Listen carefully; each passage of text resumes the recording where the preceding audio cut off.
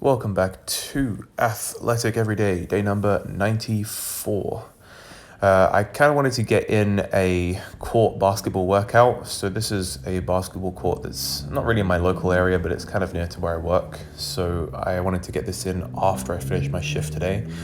I originally planned to actually walk here, but it's not as close to my work as I thought. It's like 2.5 miles away from my work. So it would have taken me like 40 plus minutes to walk here after my work. And my shift finished at 8:15. So it would have been like gone 9 o'clock by the time I arrived here if I'd walked. So I ended up getting a lift here. So I got here about sort of like 8:30. So that's why the light sort of deteriorates quite quickly throughout this workout.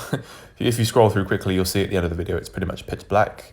So I apologize for the camera quality because there isn't much light in this court. There's no street lighting or anything. So I did try and mess around with the brightness on the camera when I was recording, but also I've gone through in like After Effects and added brightness to some of these, so it's a bit more visible. But towards the end, once the sun goes all the way down, you really can't see much. But you can just take my word for what happens in the session, as I say it. So yeah, I started up with my regular warm-up that I usually do for like a sprint or jumping day. So if you guys follow the channel, you know I do all this all the time. So that I also incorporated a couple of sprints in here because I always jump higher after I do a couple of sprints.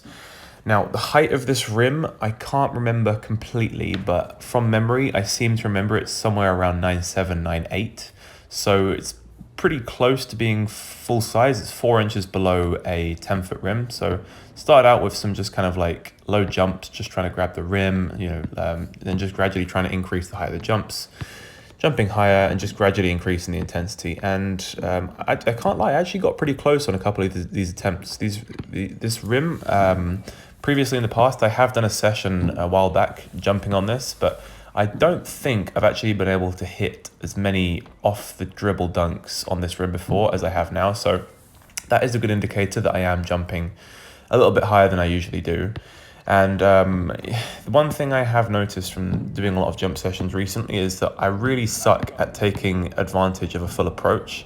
It almost seems like I jump lower when I have further to run up and actually get some speed into the jump, which obviously is a very strong indicator that I am not a speed jumper. I'm not very elastic.